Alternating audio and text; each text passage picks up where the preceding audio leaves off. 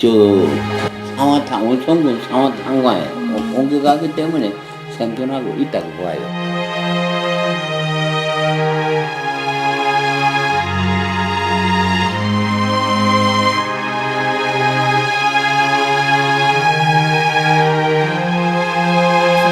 제가 사실은 아버지를 정말 재밌게 똑똑하게 태어났다 해서 아버지를 원망 많이 했어요. 한국에 와서 보니까 뭐인가 난 내 아버지를 너무나 혹독하게 갈시를 했구나. 내 아버지가 이겨까 자랑스러운 아버지인데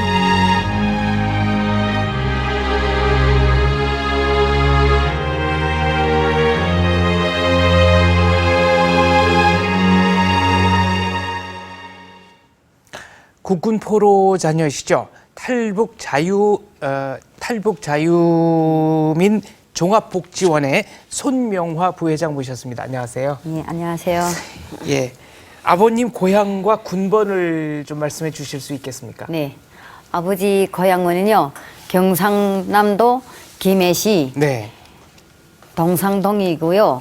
아버지 군번은 K1123444입니다. 네. 아버님께서 그거는 잊지 말라고 계속 가르쳐 주신 거네요, 그러니까. 아버님께서 돌아가시기 전에 K라는 것만 아시고 있지 그 뒤에 번호는 네. 전혀 모르고 있었습니다. 네. 예. 아버님은 언제 포로가 되셨죠? 아버님께서는 전쟁 휴전 3개월을 앞두고 휴전 3개월 전에 포로가 되셨습니다. 그러니까 53년 4월 말일에. 네. 예. 돌아가신 거는 언제? 돌아가신 거는요 1984년 네. 1월 21일에 돌아가셨습니다. 생전에 고향에 대해서 자주 말씀하셨습니까? 네, 생전에는 아버지께서는 자기 고향은 부산하고 가깝게 있고 그리고 김해라는 거는 그 감이 많이 나오고 네. 쌀알 한 알이 너무나 커서 보리쌀 한 알만큼 그렇게 크고 좋은 곳이라고 아버님께서 계속 말씀하시고 아버님께서는 형제가 저 오남매인데 셋째 아들이라는 걸 강조하시고 막내 동생이 여동생이 한 분이 있다고 저한테 돌아가실 때도 그 내가 죽어도 한국에 못 가면 너네라도 꼭 찾아가서 동생들 아버지 고향이 어떤 곳인가 하는 걸 꼭 찾아가라고 아버지께서 그렇게 말씀을 많이 하셨어요. 아버님은 그 따뜻한 남쪽에서 이제 태어나셔서 성장하셨는데 그 우리 손 선생님은 북에서도 북쪽인 한북 무산광산에서 어린 시절을 보내셨습니다. 네. 자, 그러면 그 살면서 아버님에 대한 기억, 어릴 때 아버님에 대한 기억, 그리고 가족들에 대한 기억 어떻습니까? 물론 좀 아픈 기억이시겠지만 좀 말씀해 주십시오. 네, 아버님께서 그 남한이라는 것만 남한에서 태어나 가지고 북한으로 온 것만 알고 있지 아버지가 국군 포로라는 거는 전혀 몰랐습니다. 언제 하셨습니까? 그럼? 고등학교를 졸업하고 사회에 진출하려고 하니까 네. 아버지께서 국군 포로기 때문에 사회적으로 나가서 아무것도 할 수 없더라고요. 그 자랄 때는 아버지가 고향이 그저 남조선이다 이렇게만 알았지 아버지가 국군 포로인 거는 아버지 자체가 자식들한테 해를 끼칠까봐 국군 포로라는 걸 숨기고 살아야 되고 또 우리도 아버지가 국군 포로라고 알고 있었다면은 아버지를 원망할 것 같아서 아버지가 그 국군 포로라는 거는 숨기고 살아야 되고 그리고 또 숨겨야 될 이유는 아버지가 숨겨야만이 모든 사회적으로 나가서 자기를 통제하고 아무래도 그 사회에서 감시와 통제를 받기 때문에 아버지는 내가 국군 포로다. 자식들인데 이렇게 되면 자식들도 사회적으로 나가서 아, 내 아버지가 국군 포로인데 말 한마디를 숨기고 살아야 되니까 그리고 학교 다닐 때는 내가 아버지가 국군 포로다. 이렇게 되면은 완전 왕따를 당해요. 그렇게 어려서부터? 예, 어려서부터. 네. 그런데는 내가 아버지 고향이 남조선이다. 이렇게 된 거는 학교 다닐 때는 애들이 다 알고 있죠. 그렇게 되니까 애들은 야, 자는 아무리 공부 잘해도 아버지 남조선에서 태어났는데 저게 무슨 게 잘한다고 어디로 간다고 이렇게 하고 계속 멀림 주는 게요. 저한테. 그렇게 되니까 그때부터 아버지 고향은 아버지는 외소 남조선에서 태어나가지고 아버지는 외소 남조선에 태어나가지고 우리를 낳냐 이렇게 하고 그때부터 아버지를 좀 원망하고 때로는 아버지 엄마하고도 우리가 또 저 짜고서래 엄마 자체가 자식들이 장래 때문에 관심을 많이 돌리니까 엄마 자체도 저 영감 빨리 죽었으면 좋겠다고 차라리? 예, 네. 차라리 자식들한테 해를 끼칠 바치고는 너 아버지 차라리 죽는 게 낫다. 엄마 자체가 그렇게 하더라고 아버지한테. 그러니까 우리도 같이 엄마와 함께 아버지 빨리 죽는 게 낫겠다. 우리를 이렇게 많이 만들어 낳았지만은 우리가 사회적으로 나가서 버림받을 바치고는 아버지 자식으로 태어나지 않는 게 낫지 않겠냐. 선생님, 네. 그러면 그런 왕따 얘기하셨는데 구체적인 차별이나 제한 같은 건 어떤 게 국군 포로기 때문에 가족이기 때문에 당하는 건 어떤 게 있습니까? 그 학교 다닐 적에는 예. 그 차별적인 거는 단지 못 느끼고 예, 고등학교 올라가서부터는 사회에 나가서 내가 대학 가겠다 무슨 어떤 군대를 가겠다 사람들이 그 애들은 그때 당시 자기 희망을 다 가지고 있죠 꿈을 가지고 네. 있는데 그때부터는 나는 왜서 못 가냐 대학을 못 가냐 나는 왜서 군대를 못 가냐 아예 군대를 간다 그래도 안 받아주고 예. 대학을 간다 그래도 안 받아주는 예, 거라고. 안 받아줘. 예. 네. 그리고 갈 수가 없어요. 추천서 자체가 그 학교에서 추천을 안 해주죠. 아, 예, 그러니까. 아버지 신분이 너희는 남조선이고 국군 포로기 때문에 너희는 사회적으로 나가서 아무것도 할 수 없다. 이렇게 되기 때문에 우선 군대도 안 내보내고 그리고 대학 갈래도 갈 수 없지요. 생전에 네. 그러면 그렇게 이제 본인이 그 국군 포로의 딸이라는 걸 안 뒤에 예. 무산광산에는 아마 다른 국군 포로들도 계셨을 것 같은데 네, 아버지, 다른 예. 포로 가족들도 있습니까? 예. 아버지 국군 포로들은 주로 그 자주 이렇게 만나시더라고요. 그래 그때 저는 아버지가 그 친구분들이 국군 포로고 그 잘할 때는 못 느꼈는데 사회에 나와가지고 아버지가 돌아가시기 전에 이렇게 친구분들하고 대화도 하고 서로 집에 이렇게 놀러도 다니더라고요. 그렇게 되니까 그 아버지 친구분들은 내가 놓고 보면 포로구나. 아버지들이 군복무를 같이 했다고 이렇게 하더라고 아버지는. 그리고 아버지 포로 그 친구분들도 야 너 아버지 군대에서 그러니까 포로 수용소만 일체 언급을 안 하고 네. 단 군대 생활을 했다는 걸로 언급하면서래 그러면 너네 아버지는 군대에서 노래를 잘했다는 둥 예? 그리고 저쪽 아버지는 씨름을 잘했다는 둥 하면서래 서로가 이렇게 대화를 하더라고요. 그래 그렇게 되니까 이 아버지 친구분들은 다 포로구나. 제가 그때 느끼고. 그럼 포로 자식들이 있잖아요. 그 아버지 친구분 자식도 포로고, 나도 포로 자식인데, 이 친구분 자식하고 저하고는 또 친구되지요. 네. 그런데는 거기에서 서로가 우리를 경계해요. 저도 그 자식들이 아무리 친구래도 그 자식이 어떤 말을 하는가, 어떤 대화를 하는가. 그러니까 말 한마디 잘못하면 예. 어디 끌려가고. 끌려가고. 그 이렇게. 직접 뭐 목격하신 사례가 있나요? 네. 제가 천회 때 네. 직장을 다닐 때 그 포로 그게 제가 직장 다니던 그 직장에는 포로가 한 5분이 있었어요. 그래서 5분이 있었는데 밤 자고 났는데 어제 저녁에 술 자석에서 무슨 부모 우리 엄마가 어떤 몇 살 됐겠냐, 내 동생이 살아있는지, 내 고향이 어디다고 이렇게 말씀했대요. 그렇게 되는데 그날 바로 그 사람은 포로는 끌려가고 쥐두새도 예, 모르게 쥐두새도 끌려가서. 모르게 저 출근도 안 하고 네. 죽었는지 살았는지 그 외에는 모르고 있어서 그렇게 됐는데 그 사람 엄마가 그 포로 저 아내지요. 네. 그렇게 근데 그 아내가 그때 당시는 그 직장 통계를 했어요. 통계를 했는데 신랑이 포로를 그 전날 저녁에 끌려갔는데 아내가 그 이튿날부터 강제노동판에 가더라고요. 그래서 제가 거기 그 언니 함이 좀 따로 뗐어요. 그 포로니까. 그래서 언니는 왜서 이게 일하니? 약간 넌 몰랐어? 하더라고요. 그래서 언니 왜 그래? 하니까 아니야. 이렇게 되는데 그때 그 언니 자식이 2살이 됐는데 지금 현재 한국에 같이 와 있어요. 저하고 네. 같은 가족입니다. 네. 예. 탄광에서 어떤 일을 하셨습니까 생전에? 아버지는요 무산강산 지하 막장에서 철 강석을 캐내는 일을 했는데요. 제가 한 7살, 8살 그때 도시락을 싸가지고 아버지한테 찾아간 적이 있었어요. 네. 그렇게 되는데 그 지하 막장에서 일을 하시다가 점심시간이 되시면은 이렇게 휴게실이란 데 올라오시거든요. 그래서 제가 아버지가 어떤 데로 일하시는가 하고 제가 찾아 들어가 봤는데 네.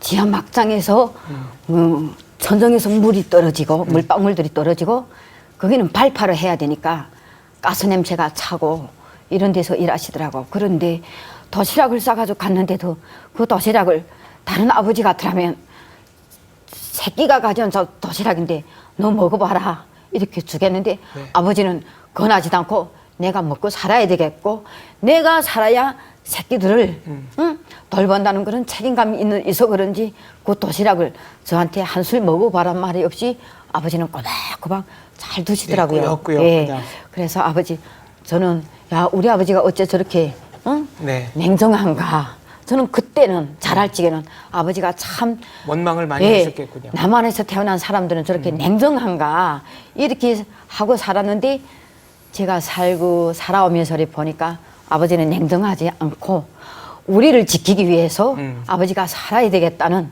그런 생각을 가지셨더라고요. 손 선생님 글에 보니까 그 아버님이 국군 포로로서 끝까지 전향하지 않았다라는 얘기가 나오는데요. 이게 네. 무슨 얘기입니까?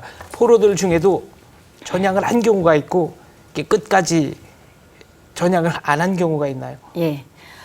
포로들은 두 가지 부류로 그때 당시 구분했댔어요. 그렇게 되는데 전쟁이 끝이 나가지고 전후 복구 건설에 다 동원시켜 가지고 20대 청춘들이지 않아요. 그러니까 네. 20대 그 노력들을 어디 가서 사올 수 없지 않아요. 그렇게 되니까 전후 복구 건설에 포로들을 다 동원해서 일 시켜 가지고 거기에서 이제처럼 종이 아버지께서도 말씀하시고 아버지 친구분들이 말씀하신데 네가 어디로 남겠냐, 북조선에 있겠냐, 남조선으로 가겠냐 이렇게 질문했대요. 그때 당시. 그렇게 되니까 끝까지 나는 고향으로 가겠다, 남조선으로 가겠다 이렇게 하는 사람들은 주로 함경북도, 탄광으로. 탄광 강산이 100% 보내고 그렇게 하고 나 남조선 안 가고 북조선에 그냥 있겠다 이렇게 한 사람들은 이제처럼 공산대학도 보내고 그렇게 하고 그 일이 좀 쉬운 대로 쉬운 지대를 이렇게 배치해서 보냈대요. 그래서 우리 아버지는 그 끝까지 고향에 가겠다, 난 남조선에 가겠다 이렇게 했기 때문에 저는 제가 알고 있는 거는 무산강산에 배치받아 온 걸로 제가 알고 있습니다. 전향을 해서 북한에 있겠다라고 의사 표시를 한 사람들이 네. 더 많습니까? 네. 아니면은 네. 그 사람들이 더 그 사람들은 환경 예, 때문에. 다 대다수 함경북도 탄광광산에 배치했습니다. 전향을 거부한 예, 사람들은 거부한 사람들. 네. 그런 사람들이 더 많은. 예, 그 사람들이 더 많지요. 근데 의사를 물어본 거군요. 뭐 네. 전향을 강제하고 뭐 그런 게 아니라. 그렇게 된 데는 종이장을 놓고 써라. 네. 이렇게 해가지고 서리 다 썼대요.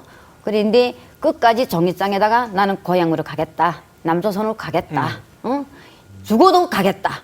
이렇게 한 사람들은 악질적으로 다 이렇게 강산 탄광에 힘든데 그런 대로 그래서 짐승보다 못하게 살았죠, 사실은. 그 아버님도 고생 많이 하셨지만 손 선생님도 그 책 속에 쓰신 거 보니까 아까 그 누군가 끌려갔다고 했지만 본인도 어디 끌려가서 모진 고생을 하신 걸로 알고 있는데 그때 왜 그러면 그 끌려가셔가지고 이렇게 그 구치소에 수감되신 겁니까? 그때 이야기를 좀 해주실 수 있습니까? 네. 그 국군 포로 자식이라 하면은 아무것도 할 수 없잖아요. 그렇게 되는데 저는 사실 엄마가 여기를 말하면 전사자예요. 그렇게 되니까 엄마가 저를 사실은 맏딸로 태어나서 저를 조금 다른 사람보다 공부를 시키겠다고 엄마가 무지 애를 쓰고 이렇게 되다 나니까 제가 그 사이에서는 그래도 오빠 둘이 있는데 오빠도 입당 못하고 사회적으로 군대도 못 가고 이렇게 되니까 저래도 발버둥을 치면서래 내래도 입당하고 내래도 사회적으로 뭔가 하겠다고 제가 많이 노력을 했습니다. 다른 네. 사람보다.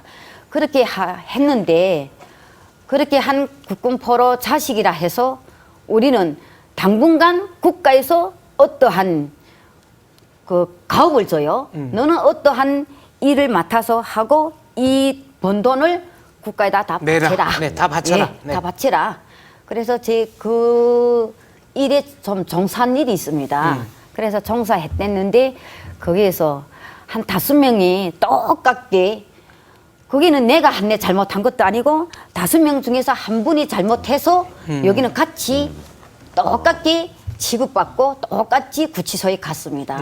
그래 갔는데 거기에는 이제처럼 3개월 동안 제가 고문을 받았댔는데 오늘은 오전에 매 맞고 내일은 오후에 매 맞고 이렇게 하다 나니까 3개월 고문 끝에서 제가 고문 받고 나왔는데 그러니까 아까 지금 하셨다는 일이 남들은 아무도 안 하는 무슨 탄광 노동, 마약 예, 재배 예, 뭐 예. 이런 쪽으로 하셨던 거죠. 예.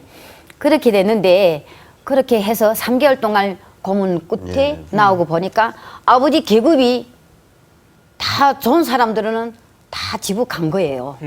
그런데 저는 그때 당시 43호는 별도로 다른 데로 보내라고. 아, 43호가 뭡니까? 예. 그래서 이제처럼 국군 포로가 아버지들이 전향 안 한 사람들은 43호라는 43호. 예, 43호라는 딱지를 딱 붙여놨더라고요. 그래서 그때 제가 43호는 강제노동판을 보내라 이렇게 하더라고요. 그래서 제가 그때 강제노동판이 끌려갔는데 사실은 그때 가서 인생에 매 맞는 인생이 있다면은 죽을 때까지 매는 다 맞아본 것 같습니다. 그때 당시. 노예보다도 못한 삶을 사신 거네요. 예. 뭐 독방에 계셨어요? 뭐 어떤 예, 식으로? 톡방에 톡방에 있었는데 서면 키가 닿고 앉으면 또 그 바로 이렇게 똑바로 서 있을 수 없는 그러니까 항상 쭈그리고 예, 있어야 예. 되고, 네. 들어가 있는 것 자체가 고통스러운. 예, 그렇게 되는데 너무나 몸에 있는 이가 만해서 예? 이가 만해서 매 맞고 들어온 그 순간 오전에 매 맞고 들어오면 바지에다 오줌을 다 너무 매를 견디기 힘들어서 바지에다 오줌을 다 싸고 있으면 그 바지를 그 다시 옷을 갈아 입지 못하니까 네. 이가 생기잖아요. 그러니까 온몸에 이가 너무나 많아서 얼굴을 턱 만지면 이가 이렇게 떡 집히지요. 집히면 그 불도 없지요. 그 안에는 불이 없으니까 죽일 수 없으니까 비벼서는 그냥 버리고 하면 거기에 또 오고 이렇게 해가지고 제가 거기서 그래도 살아서 어떻게 살아서라도 그래도 대한민국까지 오게 됐습니다. 그때 그 고문 당하시고 할 때 그때 결혼하고 자녀분도 계셨죠 그때? 네, 결혼하고 그때 자녀분들이 어떻게 돼? 그때 제가 갔을 적에 큰 아들이 17살이고 예. 작은 아들이 15살이 됐습니다. 그러면 그 아들들은 할아버지가 국군 포로라는 걸 그때는 알았습니까? 저는 제가 아버지가 국군 포로라는 걸 내 자식들인데는 알리 안 줬습니다. 왜서 알리 안 주는가? 자식들도 나를 또 원망할 것인데 내가 사- 아버지를 원망한 것만큼 사회적 낙인이니까. 예. 네. 그렇게 되는데 제가 사실은 사회에 나와서 여기를 말하면 장교, 군관한테 시집 갔댔습니다. 그래 군관한테 시집 갔는데 바로 6개월 만에 신랑을 제대식에서 도로 무상 강산으로 보내는 거예요. 강제 제대를 시킨 예, 거군요. 강제 제대로. 아버지가 그러니까 장인이 탈북- 국군 포로길래 국군 포로였기 때문에. 예, 그러길래 바로 6개월 만에 제대로 강제 제대를 시켜서 도로 무산으로 내려보내더라고요. 국군 포로의 자식들뿐 아니라 그 손자 손녀들까지 이게 다 네. 일종의 연좌제처럼 예. 제한을 받는 거예요. 예. 그래서 제가 집에 또 그 제대대 와가지고 신랑한테 사실은 정말 막 빌며 살다시피 했습니다. 당신이 아들을 둘씩 낳았는데 나를 버리지 말고 살아달라고. 예? 이렇게 하고서 빌며 살아가지고서리 이제처럼 어떠한 그 고문 받고 10개월 만에 집에 들어서니까 신랑은 돌아가고 없더라고요. 그래서 아, 그때 당시 세상을 뜨시고? 예. 그래 그때 제가 거기에 구치소에 10개월 가 있는 동안에 신랑은 나를 언제면 오랴오랴고 기다리다가 신랑은 그도 무슨 교통사고에 죽었다고 하는데 네. 그때 당시는 교통사고는 갖지 않고 그래서 약물을 먹고 죽었는지 그렇게 죽고 그렇게 하고 그때 아들이가 큰 아들이 17살이 됐습니다. 그 17살이 되고 작은 아들이 15살이고 그때 큰 아들이 17살이면 고등학교를 졸업할 때입니다. 그 고등학교를 졸업하고 군대를 가야 되겠는데 엄마가 없지 아버지가 돌아갔지 돌아가셨지. 하니까 가를 보증을 설 사람이 없잖아요. 그래서 제가 집에 들어섰을 적에는 큰 아들도 군대를 못 가고 저를 기다리고 있었어요. 그렇게 돼가지고 서리 제가 와가지고 큰아들이 군대를 가겠다.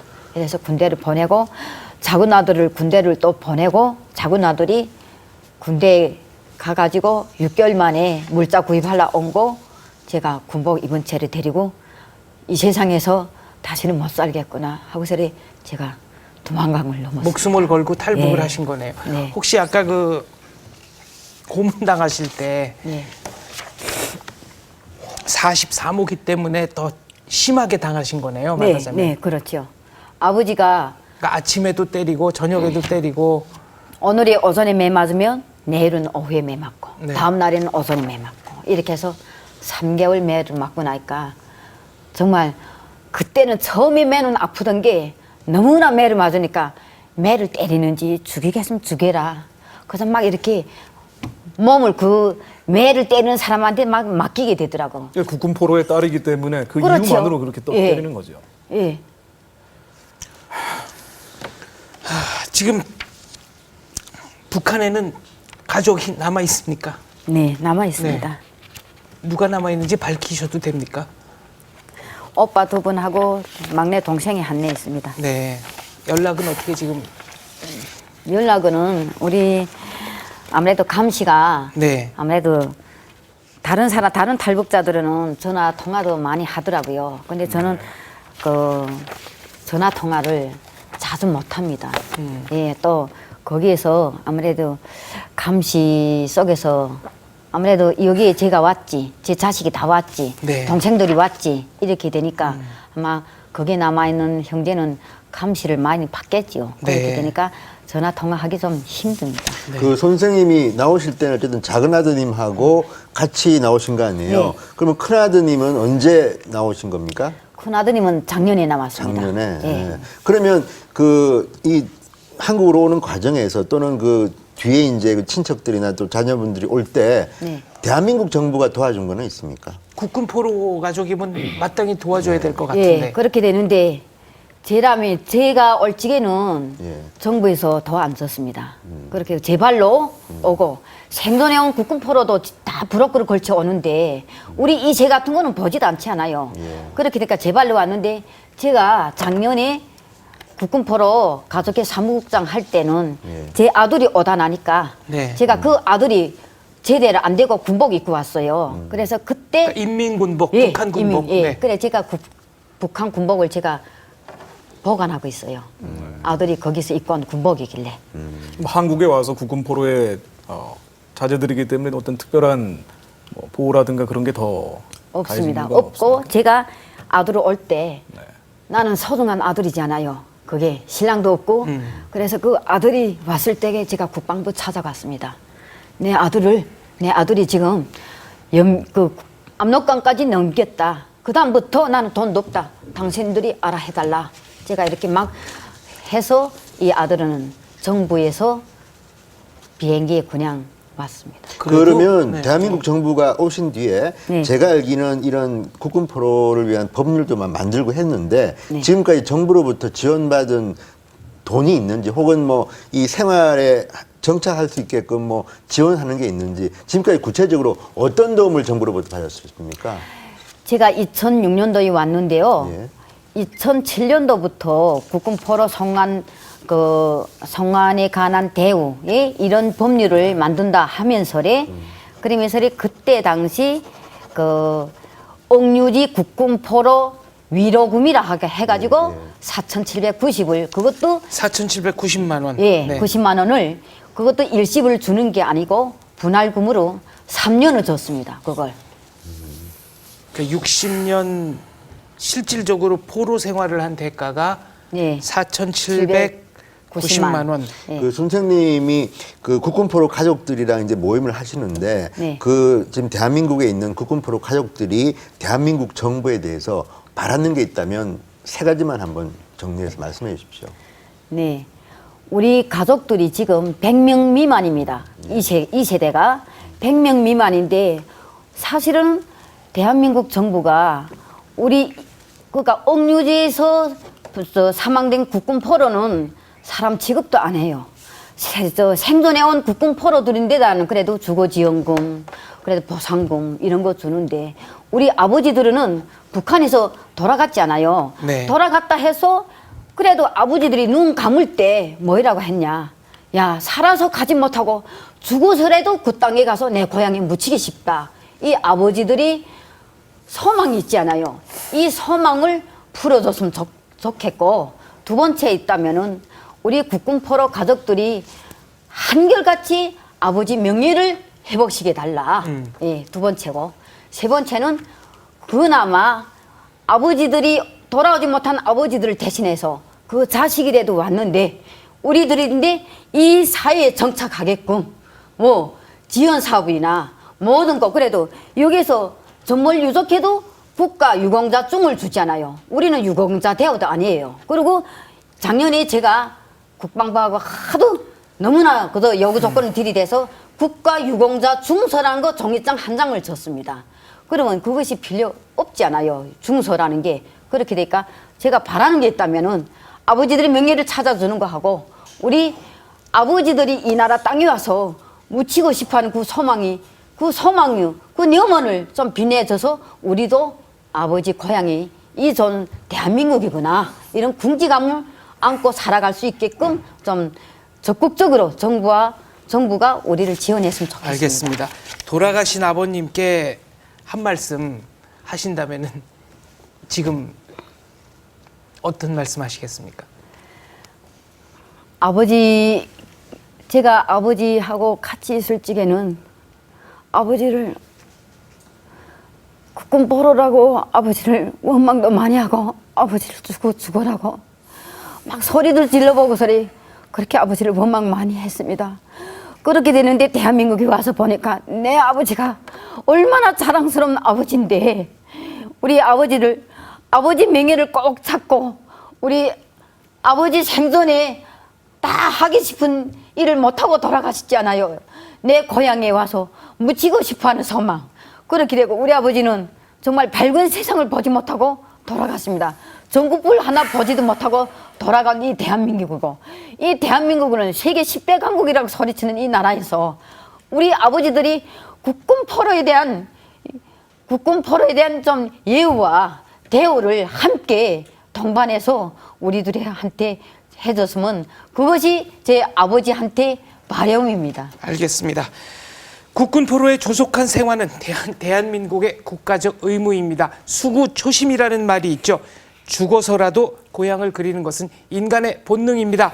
국군 포로들에게 고향에서 따뜻한 밥 한 끼 대접하고 싶습니다.